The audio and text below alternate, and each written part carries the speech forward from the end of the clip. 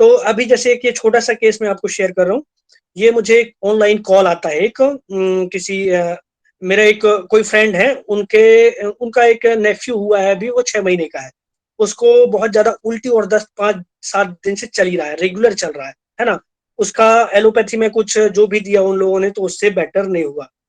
तो मैंने पूछा कि बच्चे का क्या हाल है? तो बोला ये एकदम सुस्त हो गया है, एकदम सुस्त हो गया है। ठीक है। फिर मैंने पूछा कि और क्या? फिर बोला बस और कुछ नहीं, एकदम सुस्त और पड़ा हुआ है। तो इतने से मुझे समझ नहीं आया कि और क्या करना चाहिए। फिर मैंने पूछा कि दिक्कत क्या हो रही है, बच्चे के साथ कर क्या रहा है? और तो बोलता है कि जब स्टूल पास करता तब क्या करता? मैंने ये पूछा कि रोता है, चिल्लाता है, क्या करता है? बोलता है कि वो एकदम सुस्त पड़ा रहता है, लेकिन जब वो स्टूल पास करता है वो खेलने लगता है, बस। फिर ये इतना सा केस था, फिर मेडिसिन दिया तो उसको सिंगल डोज से ही उसका स्टूल एंड यूरिन दोनों स्टॉप हो गया, बहुत ज्यादा वॉमिटिंग हो रही थी। तो अभी उसका नेफ्यू का अंकल आता है, उसने बताया कि उसकी मदर, मतलब ये फैमिली मुझे बहुत टाइम से जानती है, करीब 3-4 साल से, और होम्योपैथी मुझसे ले रही है। तो उसकी जो बच्चे की मदर है, उसने कहा कि ये आपके आलोक सर इसको ठीक कर रहे हैं, मान जाऊंगी उनकी होम्योपैथी ऐसी है। और उसने फिर बताया कि वो एक सिंगल डोज से ही उसका स्टूल और वोमिटिंग उसका टोटली बंद हो गया था। बच्चे के साथ ये हुआ था, करीब 7-8 दिन से इसको स्टूल, जैसे ही कुछ खाता पीता था उसको स्टूल होता था। और और जैसे ही वो फीडिंग करता था तो उसको वॉमिटिंग होके निकल जाता था। तो करीब 7-8 दिन से ये चल रहा था। ORS दिया उन्होंने, कुछ एंटीबायोटिक्स दी, पीडियाट्रिशियन को भी दिखाया, तो चेंज नहीं हुआ वो, है ना?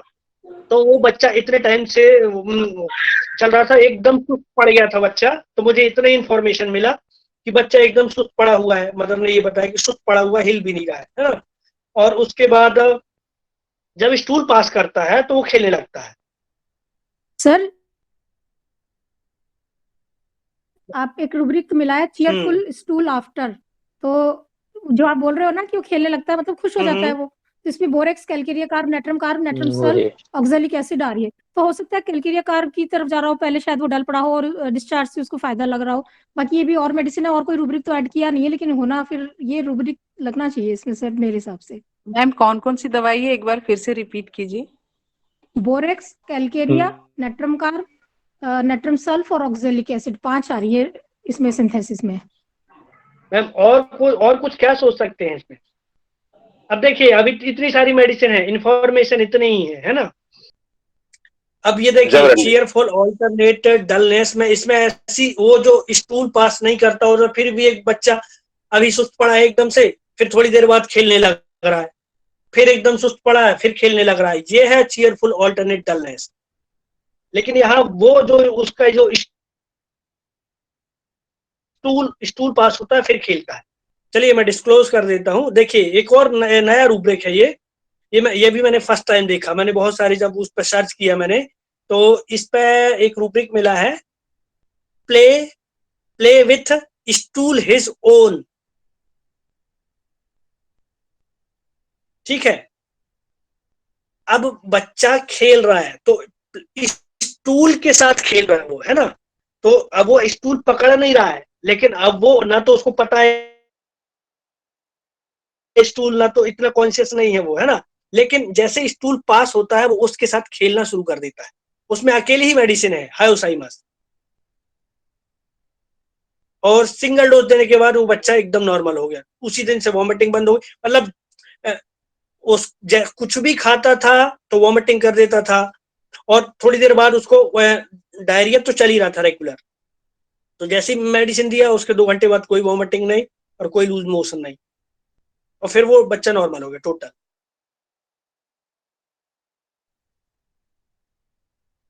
सर ये सिंथेसिस में तो नहीं मिला रूब्रिक, ये शायद आपने कंप्लीट से लिया है। कंप्लीट में भी नहीं है। तो ये फाटक सर की में है क्या सर?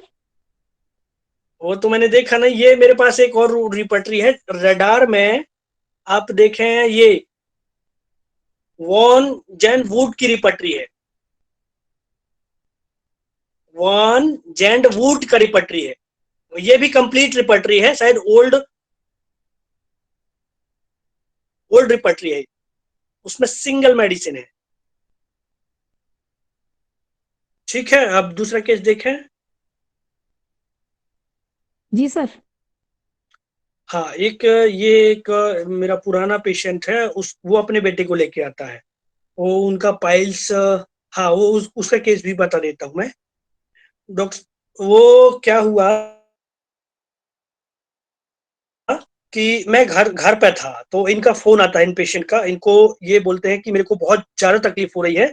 इनको पाइल्स है, 4-5 हेमोरॉइड है। बहुत ज़बरदस्त तकलीफ़ हो रही है और वो आए तो रास्ते में इनको कॉल आता है, तो मैं जब तक घर पे था, तो ये आके कहीं बैठ जाते हैं।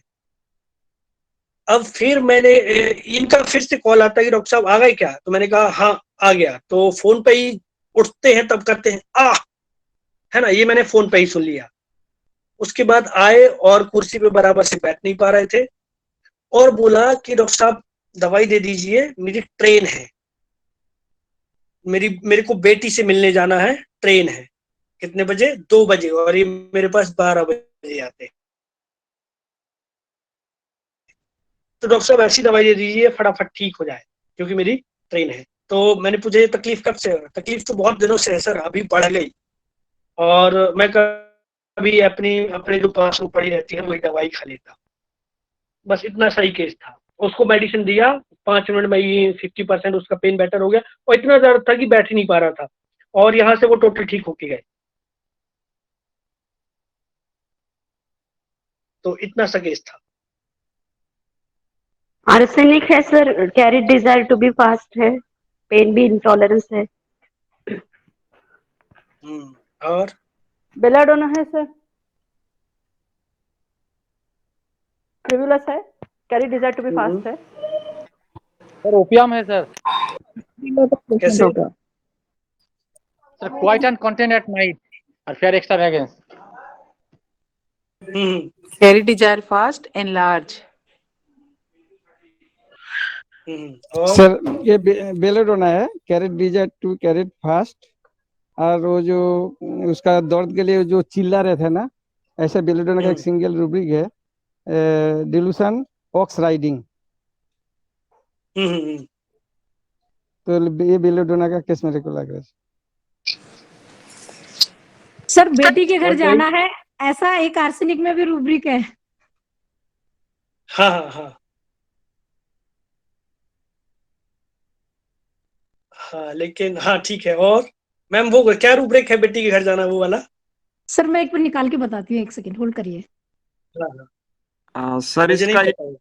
इसका सर एक रूब्रिक है, मॉर्निंग पेन विद है सर, वो करा नहीं, आवाज कर रहा है ओ एकदम, तो बेलाडोना सर ये मॉर्निंग है, मॉर्निंग पेन विद। ठीक है, तो मैं इसको डिस्क्लोज कर देता हूँ, छोटा सा ही केस था, बेलाडोना ही है। तो बेलाडोना क्या कि बेलाडोना आराम से पड़ा रहेगा, है ना? अपनी दवाइयां, इधर उधर की दवाइयां, काम चलाने वाला बंदा रहता है बेलाडोना, है ना? तो ये मेरे पुराने परिचित हैं, कभी इनको हाउस ये कभी आए थे, डॉक्टर साहब आपको मान जाऊं, मेरी आप ये सर्दी ठीक कर दोगे तो मैं मान जाऊं कि आप डॉक्टर आलोक पटेल हो और होम्योपैथ हो। तो उनको हाउस दिया, तब ठीक हो गए थे। फिर उसके बाद तब ये मैं इनको जानता हूँ, मतलब इनको तकलीफ होती है तो इतना ज्यादा ध्यान नहीं रखते। जो भी 10 साल से इनको पाइल्स का प्रॉब्लम है, पर ये कभी किसी डॉक्टर को विजिट नहीं किया, अपना ही छोटा मोटा गोली इधर उधर से काम चलाते रहते हैं। तो ये जब आए और वो जो फोन पे मैंने सुन लिया आह, तो वो है मॉर्निंग, एग्जैक्टली मॉर्निंग है ना? और पेन आज ज्यादा हो गया, डिल्यूजन इलार्ज, है ना? इंटॉलरेंस हो गया, पेन अभी बर्दाश्त नहीं हो रहा है, बहुत ज्यादा दर्द है।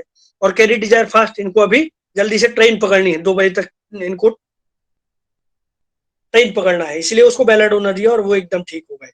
अब वो अभी इनका स्टेट ऐसा है कि वो लेकेसिस टाइप के हो गए, है ना? मतलब होम्योपैथी के ये बहुत बड़े फैन हो गए।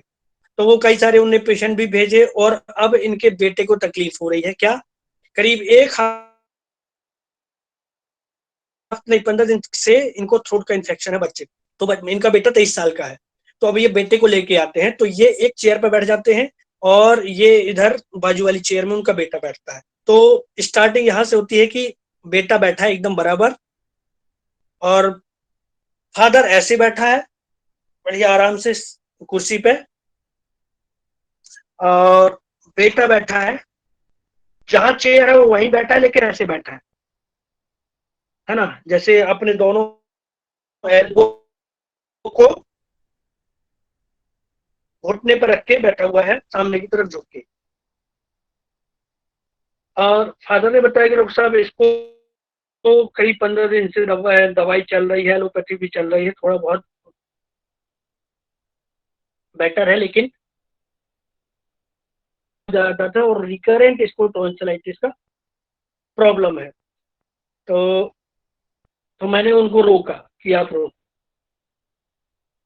फिर मैंने इसको पूछा, बच्चे से पूछा, तो मैंने कहा, थोड़ी देर मैंने उसको देखा, बेटे को उसके देखा कि क्या बोलने वाला है। तो मैं उसको देख रहा था और बेटा जो पेशेंट है उसकी बराबर से आई कांटेक्ट बराबर था, एकदम बराबर मेरी आंखों में देख रहा था। तो जब 2-4-5 सेकंड हो गया तो इस बंदे ने बोला नहीं कुछ। तो फिर मैंने बोला कि क्या हुआ, तो बोलता है कि क्या बोलूं। फिर मैंने कहा कि क्या तकलीफ हो रही है। तो पेशेंट ने बोला कि ये टॉन्सिल बहुत ज्यादा दर्द कर रहे हैं, इधर भी सूजा हुआ है, इधर भी सूजा हुआ है, पूरा यहाँ गटकने में बहुत ही जबरदस्त दर्द हो रहा है। इतना दर्द हो रहा है कि मैं निकल नहीं पा रहा हूँ, निकलने में भी रोना आ जाता है। तो बोला कि अभी 3-4 दिन से ज्यादा तकलीफ हो रही है, और वो 3-4 दिन से इसलिए हुआ कि मैंने वो खट्टा खा लिया था, और ये करीब 15 दिन से चल रहा है। एक एलोपैथी दवाई, एलोपैथ डॉक्टर को दिखाया था, तो उनसे कंसल्ट करने के बाद वो क्या नाम से उसका एलोपैथी दवाइयाँ दी थी, एलोपैथी मेडिसिन से आराम हो गया था। फिर वो मैं लेके चला गया अहमदाबाद, और अहमदाबाद में उनकी मेडिसिन खत्म हो गई। तो फिर मैंने वही मेडिसिन वापस ले ली और कंटिन्यू करी। मैंने कहा वही क्यों ले लिया आपने, तो बोला कि सेम तकलीफ अभी हो रही है जैसे पहले हो रही थी, तो डॉक्टर ने वही जो दवाई दिया मैंने वही कंटिन्यू करना समझा। लेकिन अभी मैंने वो कुछ खा लिया, उसके बाद से बहुत ज्यादा तकलीफ हो रही है, इतना दर्द हो रहा है, मतलब अनबियरेबल, वो निकल भी नहीं पा रहा है। तो ये एक छोटा सा केस था। और ये अभी ने कहा, हाँ, जब मैं उठता हूँ तो अपने सिर को सपोर्ट दे के उठता हूँ कि यदि दर्द होगा तो इससे उठूंगा तो दर्द कम होगा मुझे। तो ये इतना सा केस था। उसको सिंगल डोज दिया यहीं पर, तो उसने 5 मिनट में ही फील किया कि काफी बेटर लग रहा है, मतलब थोड़ा बेटर, 10% बेटर लग रहा है। उसके बाद घर जाने के बाद 2 घंटे बाद फोन आता है कि थ्रोट पेन टोटल खत्म हो गया, लेकिन खांसी बढ़ गई। तो उसके फादर का फोन आता है, डॉक्टर साहब खांसी बहुत ज्यादा आ गई। मैंने कहा वेट करो, मॉर्निंग में देखते हैं, और मॉर्निंग में कॉल करने को बोलो। तो मॉर्निंग में उसका फोन आता है कि डॉक्टर साहब थैंक यू, टोटल मामला खत्म हो गया। मतलब हाँ, टॉन्सिल इतने ज्यादा बढ़े हुए थे कि उस तरफ देखना, थ्रोट की उस तरफ देखना, दिख भी नहीं पा रहा था, दोनों टॉन्सिल बहुत ज्यादा हिला रहे थे। तो ये केस था, तो ट्राई करिए आप लोग। Sir initial answering reflecting long होगा, क्योंकि सबसे पहले आया और बैठा और कुछ बोला नहीं। फिर दूसरा सेंसिटिव पेन विथ और सेंसिटिव टच, मतलब जरा सा भी सिर उठा के कर रहा है, बहुत तकलीफ में है। ये 3 समझ आया है इसमें। और वो सामने क्यों आया ये तो पता नहीं चल रहा है, क्लिंगिंग हो सकता है या फिर कुछ और हो सकता है कि सामने आ गया, ये है। सर पहला हाँ, इनिशिएटिव मैंने लैक क्या ऑफ किया था। हम्म पहला इनिशिएटिव लैक ऑफ कि उसने आपका मतलब बोला नहीं। वो दूसरा, वो ऐसे हाथ रख के बैठा हुआ, वो आपकी तरफ झुक के, वो मैग्नेटाइज डिजायर, ये आप शेयर भी कर चुके थे सर। और सेंसिटिव टू टच है ही, वो कुछ निकल रहा है तो। और फिर सुपरस्टिशियस, क्योंकि वो कह रहा है खट्टा खाने से ऐसा हुआ है। तो ये मोटा मोटा समझ में आया है। और भी कुछ बोला था, वो शायद स्लिप हो गया मेरे दिमाग से। प्रेजुडाइज मेडिसिन भी आपको है पता सर, है पहले मतलब। ऐसा हुआ था तो उसने लिया ना। हाँ। हम्म हम्म हम्म, हम्म। पहले क्या हुआ था, पहले सेम तकलीफ हुई थी ये तो मेडिसिन भी वही लिया था उसने। हाँ, उसने डॉक्टर ने दिया था, अब वो वापस वो मेडिसिन खत्म हो गई है, तो उसने क्या किया कि अब वैसी तकलीफ वापस हो रही है, तो उसने ये बताया कि मुझे वैसी तकलीफ हो रही है, और उसी तकलीफ के लिए डॉक्टर ने मुझे एंटीबायोटिक दी थी, तो मैंने वही लेके कंटिन्यू करी, लेकिन उससे ठीक नहीं हो रहा है।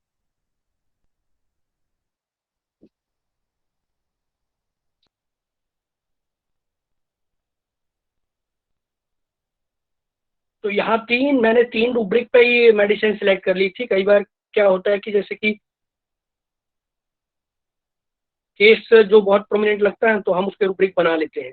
तो पहले जो तीन ऑब्जर्वेशन के जो 3 रूब्रिक हैं उस पर ही आपका मेडिसिन निकल आएगा, बाकी आएगा आप केस पूरा ले सकते हैं और वहां से और अच्छे से मेडिसिन को समझ सकते हैं। तो पहले जो इनिशियल जो टाइम था पेशेंट का वो इम्पोर्टेंट है। अब जैसे किसी ने कहा कि आंसर रिफ्लेक्टिंग लॉन्ग, है ना, चलिए अभी डीडी करेंगे, फिर और आगे चलिए। और कोई?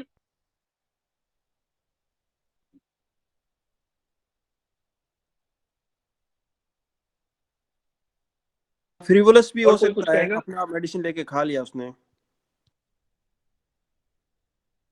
नहीं, उसने रीजन दिया ना। मेडिसिन इसलिए खा रहा है कि उसको carried desire to be carried है यहाँ पे भी। सर ऑब्जेक्टिव रीजनेबल है। वो तो सभी ने। हाँ, सर लेकेसिस। और कोई? कैसे? सर सेंसिटिव टू टच है हम्म और प्रीजुडिस्ड भी है हम्म और ऑब्जेक्टिव रीजनेबल भी है।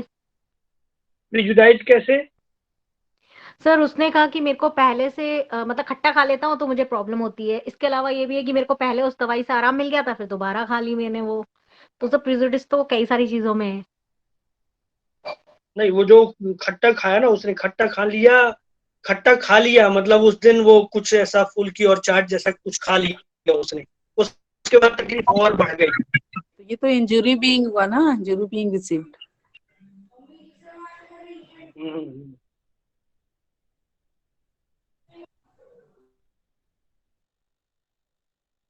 और कोई?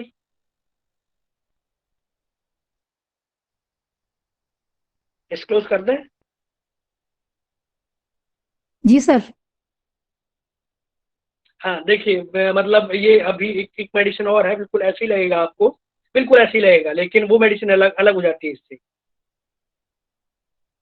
तो कई बार क्या होता है, जैसे अभी कि अब ये सबसे पहले जिस मेडिसिन का क्वालिटी है, ये देखिए, तो जब आया और पेशेंट बैठ गया, अब यहाँ पर और भी दिमाग में चीजें आ सकती है कि पेशेंट आके बैठ गया लेकिन कुछ बोल नहीं रहा है। तो शुरू में मुझे लगा कि ये टिमिड भी हो सकता है कि कुछ बात ही नहीं कर रहा है, वो चुपचाप बैठा हुआ है और ऐसे झुक के बैठा हुआ है ऐसे। तो ये 2 चीजें हैं। एक बंदा आता है और चेयर को पास में खींच के बैठता है ना, तो वो हुआ क्लिंगिंग, मतलब पकड़ने की कोशिश कर रहा है डॉक्टर को या फिजिशियन को या किसी को भी, है ना। और मैग्नेटाइज्ड, ये बंदा ऐसे करके बैठा हुआ है, ऐसे, मतलब ये मैग्नेटाइज्ड होना चाहता है। मैग्नेटाइज मतलब कि एक मैग्नेटिक फोर्स है, वो अपने आप को खुद को मैग्नेट समझता है और दूसरे को भी समझता है कि वो भी मुझे अट्रैक्ट करे, वो मुझे, क्योंकि लैकेसिस पर्सनैलिटी है, खुद वो चाहता है मुझे डॉक्टर ध्यान दे, इसलिए उसने बोला भी नहीं कि डॉक्टर खुद पूछे मुझे, है ना। कई बार इसमें कई लोगों ने इसको, कभी किसी क्लास में उन लोगों ने कहा था कि ये टिमिड भी है कि क्योंकि बोल नहीं रहा है, तो ये टिमिडिटी नहीं है, वो मैग्नेटाइज डिजायर है, वो चाहता है कि डॉक्टर अट्रैक्ट करे, मतलब डॉक्टर मुझे पूछ ले खुद से, डॉक्टर मुझे ध्यान दे, अटेंशन सीकिंग इसलिए उसने बोला नहीं। अब यदि टिमिड होता तो वो आंख से आंख डायरेक्ट कांटेक्ट नहीं करता, है ना। तो मेरा फर्स्ट ब्रेक था वो, और दूसरा जैसे मैडम ने बताया कि वो इनिशिएटिव लैक ऑफ तो शायद 8-10 मेडिसिन ही है, उसमें लैकेसिस है। अब लैकेसिस का इनिशिएटिव लैक ऑफ इसलिए है क्योंकि वो चाहता है कि वो मैग्नेटाइज डिजायर में है, क्योंकि वो चाहता है कि उसको कोई ध्यान दे, कोई उसकी तरफ खुद से अट्रैक्ट हो, है ना। तो वो चाहता है कि डॉक्टर उसकी तरफ, हाँ, अटेंशन सीकिंग, एग्जैक्टली। तो ये आवाज वही बीच है, में रुक इसलिए रही वो है। लैक ऑफ इनिशिएशन में रहता है ना। जैसे कि और सबका रिएक्शन अलग अलग रहेगा। अब हायोसाइमस का पेशेंट अटेंशन के लिए वो क्या करता है, मिडिल सब में पहुंच जाता है ना, वो लोगों के बीच बीच में आके बात करेगा, दो लोग बात कर रहे हैं तो तीसरा वो टपकेगा बीच में, तो उसका अटेंशन सीकिंग अलग है, इसका अटेंशन सीकिंग अलग है। तो ये पहला था इनिशिएटिव लैक का। दूसरा ऑब्जर्वेशन था, उसने ऐसे करके बैठा, मैग्नेटाइज डिजायर टू बी। तीसरा ये जो लैकेसिस का स्टाइल है, ये ऐसे करके जो बताएगा, ये है कम्युनिकेटिव। तो ये 3 रूब्रिक में सबसे पहले ही लैकेसिस आ जाती है। उसके बाद जैसे पेशेंट ने बताया कि बाकी रूब्रिक आप पूरा जो पर्सनालिटी है। अच्छा, तो अभी तक समझा है, कुछ गड़बड़ वो तो नहीं हुआ ना मिस? नहीं सर, बहुत अच्छा लग रहा है सर, एक्सीलेंट सर। तो लेकिन जैसे कि ये दूसरा रूब्रिक मैंने लिया एक था minute sir, initiative sir lack please वो पहला रूब्रिक सर, इनिशिएटिव लैक दूसरा sir magnetize desire to be जो आपकी ऐसा तरफ से करके थोड़ी बैठा हुआ था, प्रॉब्लम और आ रही है तीसरा नेटवर्क की। कम्युनिकेटिव, ये जो है ना बताने का जो उसका तरीका है कम्युनिकेटिव, और यहाँ चुभ रहा है, यहाँ गड़ रहा है, ये है कम्युनिकेटिव। और delusion injury injured is being, और वो ये जो जैसे उसने गले में खांसी है और इसके दर्द भी है, इसके बाद भी उसने खट्टा खा लिया, मतलब लापरवाह, उसको हेल्थ का उतना परवाह नहीं है। ऑब्जेक्टिव रीजनेबल, उसने क्या क्या कहा कि वो मैंने उस दिन वो डॉक्टर ने लिखा था वैसे ही तकलीफ हो रही थी, और उसने वैसे ही तकलीफ के लिए उसने एंटीबायोटिक ली, इसलिए मैंने वो खरीद के खा ली, है ना, तो वो ऑब्जेक्टिव रीजनेबल हो गया। तो वो बस ये इतना ही केस था, वो हो गया, मतलब लास्ट में मैंने फिर वो उसको, इसका बहुत ही शानदार, मतलब इतना फास्ट रिजल्ट मैंने अभी तक नहीं देखा कि इतना सीवियर टॉन्सिलाइटिस मतलब ओवरनाइट में खत्म हो गया। तो यही केस था। सर एक चीज बताओ, ये अगर कोई आदमी आपने पूछा खुजली कितनी हो रही है, तो फिर वो खुजली जो आपके सामने ही खुजली कर रहा है, बालों में खुजली कर रहा है, हाथों में खुजली कर रहा है, सर ये भी क्या कम्युनिकेटिव में हो सकता है? हाँ, कम्युनिकेटिव है, और भी रूब्रिक हो सकते हैं। जेस्चर, कई बार जेस्चर करके बताता है, तो gesture makes like an actor, वो भी एक रूब्रिक हो सकता है। तो कभी भी एक रूब्रिक पे नहीं जाना है। अब जैसे मैंने कम्युनिकेटिव बताया, तो इस तरीके से और भी कई सारी मेडिसिन है जो ऐसे रिफ्लेक्ट करती है। हाँ, अभी लास्ट एक केस में बता रहा हूँ, मेरा एक यूरोप का पेशेंट है, तो वो क्या हुआ, मुझे ऐसे कांटेक्ट में आया कि मेरा फेसबुक है ना, सर आपका वीडियो ऑन रखो। तो फेसबुक में जो अकाउंट है वहां से एक, हेलो, सुनाई पड़ रहा है ना? हाँ सर, ठीक है ना, कंटिन्यू करूं? जी सर। Yes sir. हाँ, तो वो एक यूरोपियन फीमेल पेशेंट है ना, तो उनका ये कहना है कि अभी वो उन्होंने मुझे कांटेक्ट किया, मैसेज किया कि मुझे कंसल्ट कराना है, तो उनको वो उनका कुछ मेडिसिन चल रहा है, तो अभी उनको एक्यूट कुछ प्रॉब्लम आया कि बहुत ही जांच हो रहा है, और मेंसेस के टाइम बाद उनको, मतलब उस टाइम पे बहुत ही ज्यादा कमजोरी लग रही है, बहुत ज्यादा शार्प पेन हो रहा है, बहुत ही ज्यादा शार्प पेन हो रहा है, फीलिंग टिप्सी, है ना, और ऐसे जैसे उनने की अल्कोहल पी लिया हो, जैसे कि उनने खुद लिखा कि जैसे मैंने अल्कोहल पी लिया हो ऐसा लग रहा है, चक्कर आ रहा है, घबराहट हो रहा है, और हाथों से चीजें छूट जा रही हैं, कुछ भी मैं होल्ड नहीं कर पा रही हूँ।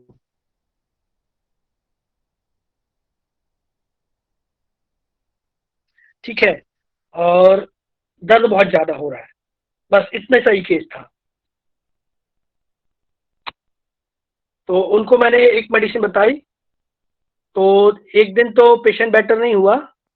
हाँ, I seems unable to have any strength in my hand and continuously drop things without realising what I have done.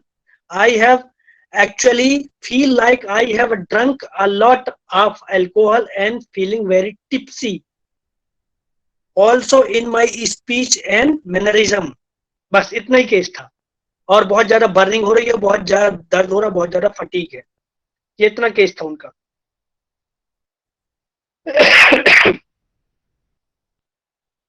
Sir abundance everything होगा और सल्फर हो सकता है, बर्निंग भी है। और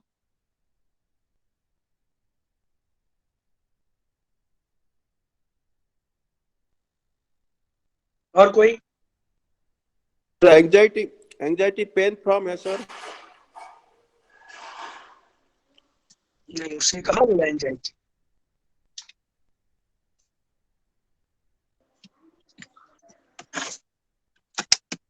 देखिए मैं वापस बोलता हूँ, हाँ टिप्सी एजिफ में अगर हम देखते हैं तो क्रॉस रेफरेंस में स्टूपिफाइंग आता है इसका मीनिंग। बाकी तो सर आप दोबारा रिपीट कीजिए तो हम पकड़ पाएंगे, बहुत फास्ट हो गया था। देखिए ये वापस एक केस बोल रहा हूँ, सेम लाइन वो ने क्या लिखी है ना, ये व्हाट्सएप पे लाइन लिखी है। Also today is a 1 day of menstruation. I am feeling very fatigued, extreme burning of pain through whole arms of my back and feel very weak. I seems unable to have any strength in my hand and continually dropping things without realizing what I have done. I actually feel like alcohol, drink a lot of alcohol and feeling very tipsy also in my speech and mannerism. Is there any remedy to take for this? बस ये case था। Sir loss of fluid तो आ ही रहा है इसमें, और उसी की वजह से ये वीकनेस वाली कंडीशन है या जो भी कुछ है।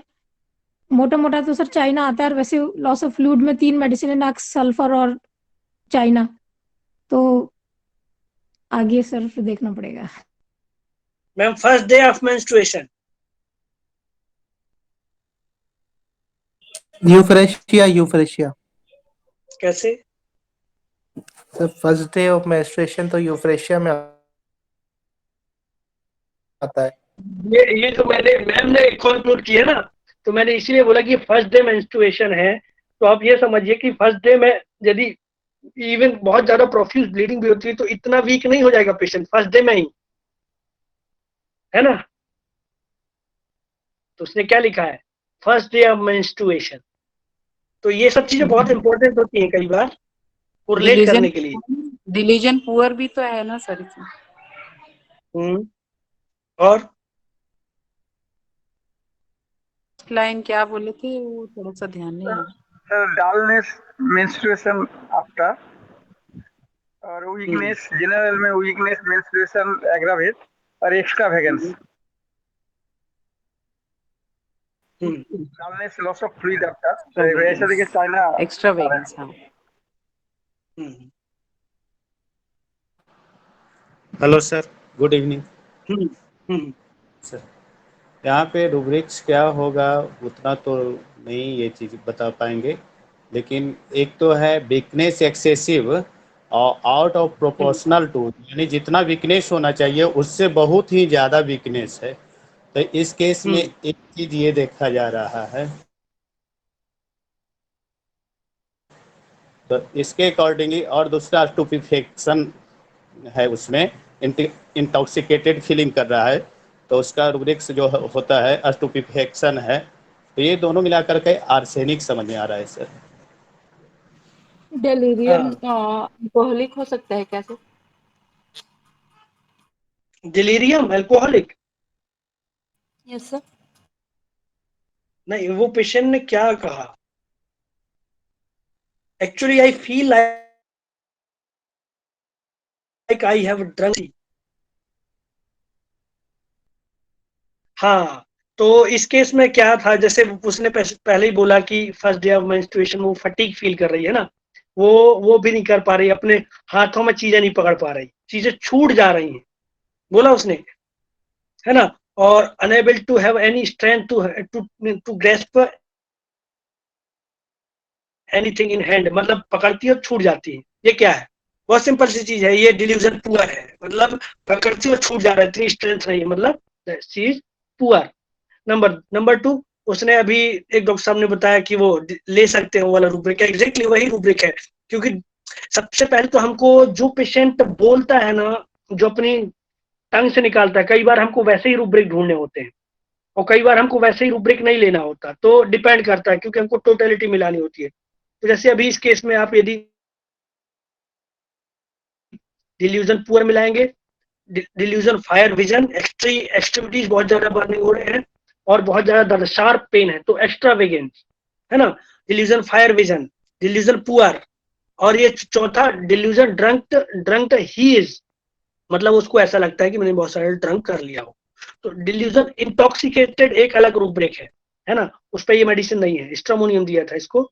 तो इंटॉक्सिकेशन अलग है ना, इंटॉक्सिकेशन मतलब कुछ भी नशा कर लिया, कुछ भी नशा, इस पर उसने बोला है कि मैंने अल्कोहल जैसे पी लिया हो, डायरेक्ट उसने बोला है। और यदि वो ऐसा बोलती कि मैंने नशा कर लिया हो ऐसा, तो वो इंटॉक्सिकेटेड लेती। तो उसको 30 का एक सिंगल डोज दिया था। उसके बाद उसका फॉलोअप आता है कि अभी उसको अभी भी पेन हो रहा है, मतलब नेक्स्ट डे का फॉलोअप था कि पेन हो रहा है और फटीग स्लीपी अभी भी फील कर रही है वो, और स्टैबिंग शार्प पेन कंस्टेंट।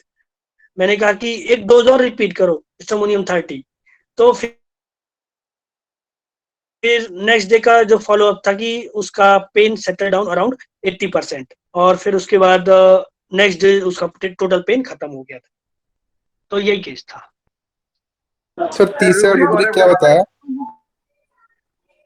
तीसरा रूब्रिक, यस सर। हेलो, हाँ वो सर, तीसरा डिल्यूजन रूब्रिक। ड्रंक्ड वाला, नहीं डिल्यूजन ड्रंक्ड, इंटॉक्सिकेटेड वाला। ना इंटॉक्सिकेटेड का मतलब वो नशा या ऐसा है ना, टॉक्सिक, कुछ भी टॉक्सिक हुआ हो तो पेशेंट ऐसे डायरेक्ट नहीं बोले कि मैंने अल्कोहल पिया है ना, वो किसी की भी वजह से इंटॉक्सिकेटेड हुआ। टॉक्सिन मतलब कुछ ऐसा हुआ हो कि जैसे पॉइजनस या टॉक्सिन जो उसको उसको डिसओरिएंट कर दिया हो उसने।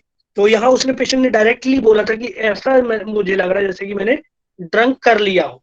और ऑफकोर्स फॉरेन लेडी है तो ये सब तो चलता ही होगा उनकी लाइफ में, तो उसको उस चीज का एक्सपीरियंस है कि सर अल्कोहल कैसे रूब्रिक अफेक्ट बता दो करता है। वो वाला रूब्रिक बताओ सर, ये डिल्यूजन वो जो वो इंटॉक्सिकेटेड वो कौन सा डिल्यूजन रूब्रिक था सर? रूब्रिक बता इंटॉक्सिकेटेड दो। ही इज, एक वो रूब्रिक अलग है, उसमें स्ट्रामोनियम नहीं है। डिल्यूजन ड्रंक्ड ही इज, ये रूब्रिक है। सर डिल्यूजन पुअर और डिल्यूजन ड्रंकर्ड और तीसरा delusion fire vision, extravagance. Okay sir. चारों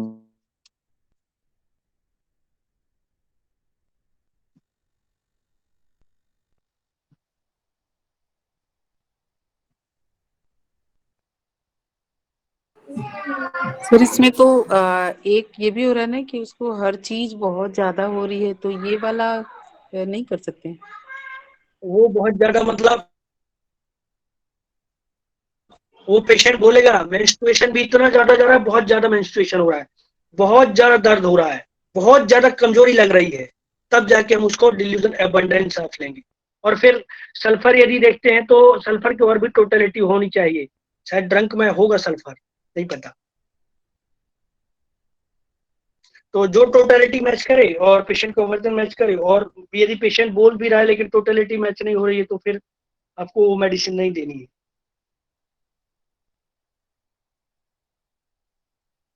ओके सर, स्ट्रैम बहुत अच्छा दिए। स्टोमोनियम तो बहुत कॉमन मेडिसिन है और बहुत डिफरेंट शेड्स हैं स्टोमोनियम के, बहुत शेड्स हैं। सर डिल्यूजन ड्रंक में सल्फर भी है ना, हाँ, लेकिन वो एबंडेंस में नहीं थी ना। जी सर, वो एक्स्ट्रा वेगन्स में थी ना आपने बोला, और पुअर में है तो एक्स्ट्रा सल्फर वेगेंस जाएगा ही नहीं। हाँ, ऐसे सल्फर भी है पुअर में है, पुअर में भी है सल्फर, फायर विजन में भी वो सल्फर भी कवर कर सकता है उस सब रूब्रिक। ये सर डिल्यूजन मेरा एक अबंडेंस सवाल है। डिल्यूजन अबंडेंस समझा दें जरा।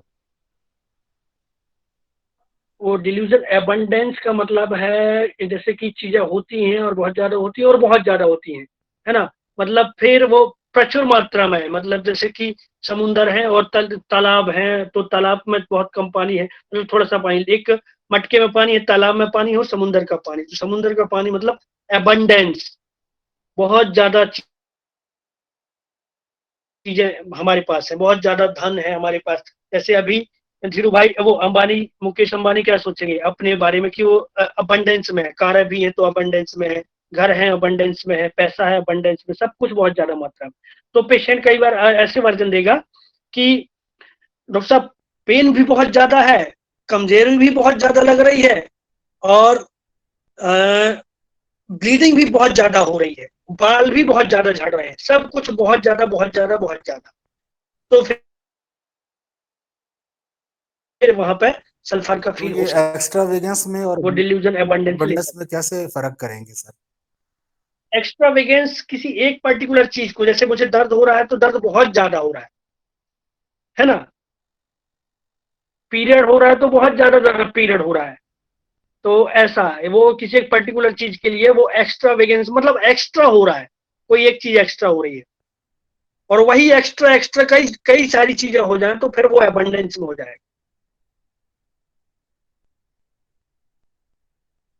Okay sir. सर आपने स्ट्रामोनियम के 3 डोज दिए थे शुरुआत में, आधे घंटे से, तो उसके अगले दिन फिर आपने साइक्लिक ना देखकर एक बार ये कहा कि आप स्ट्रामोनियम का 1 डोज और ले लो, सर ऐसा क्यों? हाँ नहीं 30 दिया था वापस, क्योंकि अभी क्योंकि 30 जनरली, हाँ मेडिसिन क्या होती है कि एक बार में एक रिजल्ट आ जाता है ना, लेकिन यदि रिजल्ट नहीं आया है और आपकी मेडिसिन सही है तो आप वापस एक बार और रिपीट कर सकते हैं पोटेंसी। 3 डोज में कई बार मैक्सिमम टाइम रिजल्ट आता है।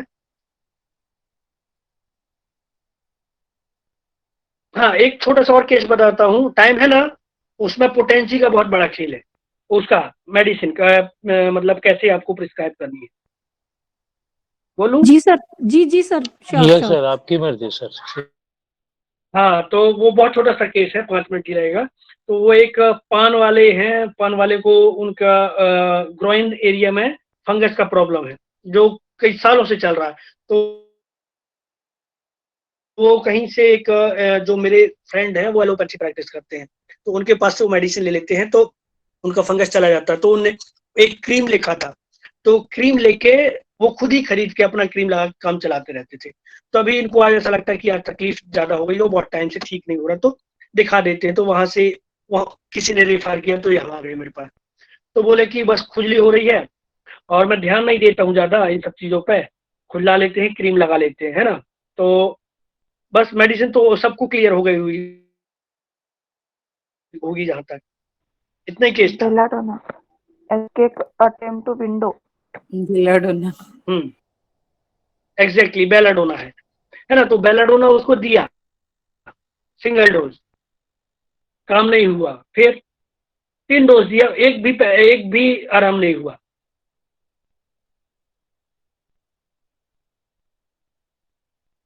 अब सर फिर से रिपीट करिए एक बार। किया नहीं हुआ, 15 डेज हो गया। सर 1 डोज के बाद जब काम नहीं किया तो फिर 3 डोज क्यों दिया? उसकी कोई लॉजिक होगी ना?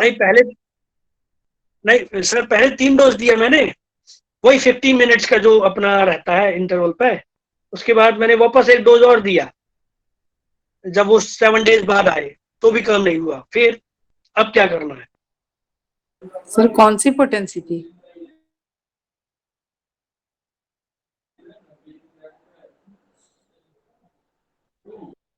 वाटर में डिसॉल्व करके देना है अब शायद, या फिर पोटेंसी बढ़ानी। और कोई किसी का एक्सपीरियंस?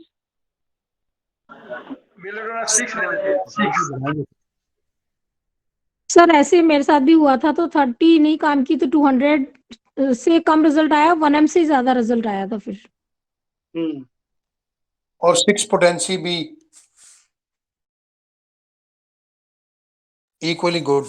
देखिए चलो वो बता रहा हूँ, इसके लिए क्या है कि जैसे कि आप 3 लोगों ने अलग अलग एक्सपीरियंस किया, तो ये मैटर ऑफ एक्सपीरियंस है ना, जो अपना पोटेंसी है, डोज है, रिपीटिशन है, और ये बहुत मतलब just we have to play with the potency and how to play. This is our art, exactly art of, बोलते हैं ना homoeopathy is art and science and art of practice.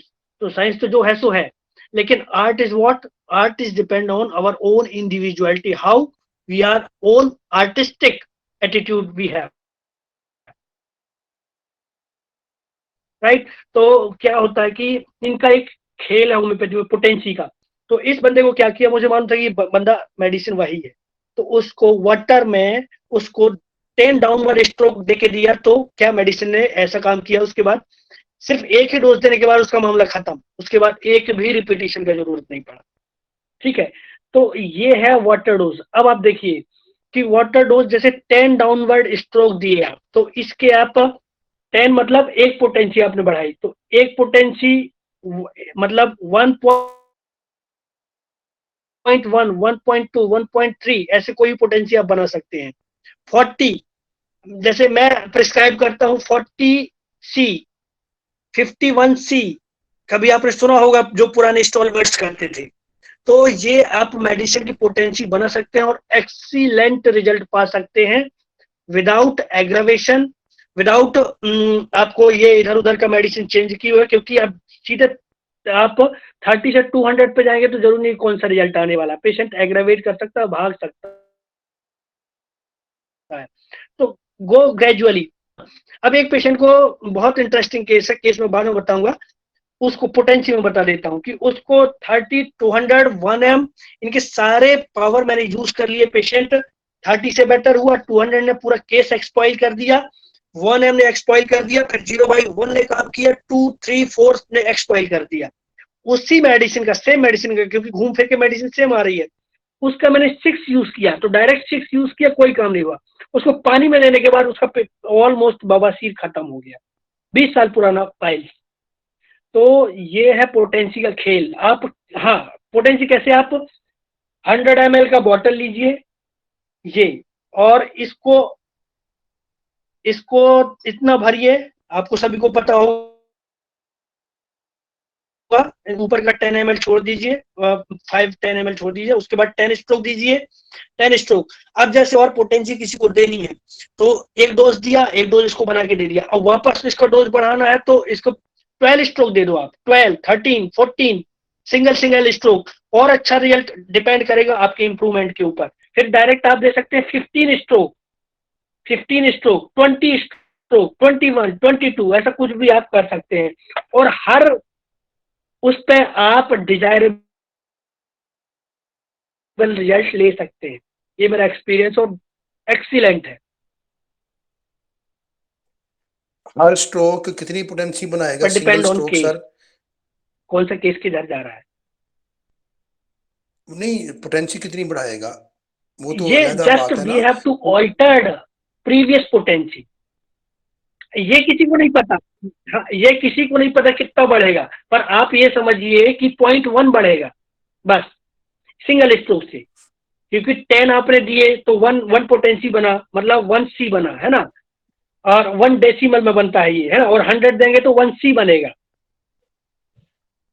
10 downward stroke में decimal में बनता है, तो सेंटीडेसिमल में बनेगा. तो आप 10 से ही जाएं, 10, 12, 15, 17 कुछ भी देंगे आप, तो उसके रिजल्ट आपको बहुत ही एक्सीलेंट मिलेंगे, जहां आपको ज्यादा इधर उधर पोटेंसी करने की जरूरत नहीं है.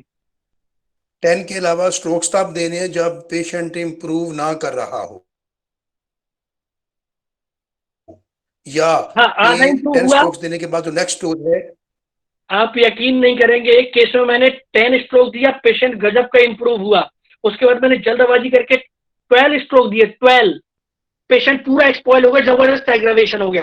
वापस मैंने उसको 10 डाउनवर्ड स्ट्रोक दिए, तो उससे इंप्रूव हो गया, पेशेंट का मामला खत्म हो गया. ब्रिलियंट. तो ऐसे खेल है ये. तो एग्रावेशन होने के बाद क्या किया था आपने?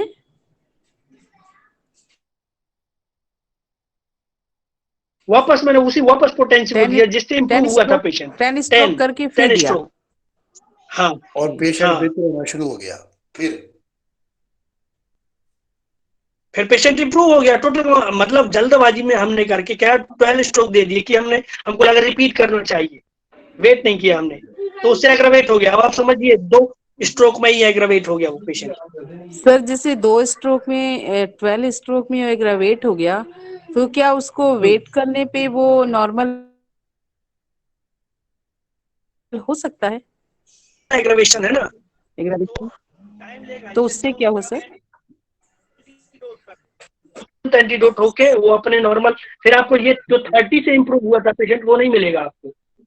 सर जैसे कि आवाज नहीं आई थी अभी, जैसे आपने 12 देने के बाद एग्रावेट हो गया, तो ये जो मेडिसिनल एग्रावेशन हुआ, तो इसके बाद अगर हम छोड़ दिए और दवा न दिए तो क्या एग्रावेशन कुछ समय बाद नॉर्मल हो के वो रिकवर होगा? एग्रावेशन हो जब 30 से मिलने वाला था, 10 स्ट्रोक से मिलने वाला था, ओके, वो वो रिजल्ट नहीं केस मिलेगा। एक्सपॉइल हो जाएगा। हाँ, क्योंकि आपको वापस वही पोटेंसी चाहिए, क्योंकि पेशेंट का ससेप्टेबिलिटी, जो उसका पेशेंट का डायमेंशन है, मतलब जो उसका ससेप्टेबिलिटी सेंसिटिविटी है ना, जो स्टेट है उस पेशेंट की, उसने वैसे ही रिस्पॉन्स दिया था। This is response actually, body response towards medicine, that is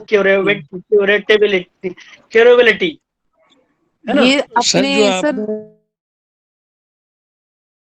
ये चीज आपने देखा है बहुत बार मैं क्या? अभी सही बताऊंगा, ऐसे ऐसे केस देखे। मेरे बच्चे का केस था ब्रोंकाइटिस का। जी सर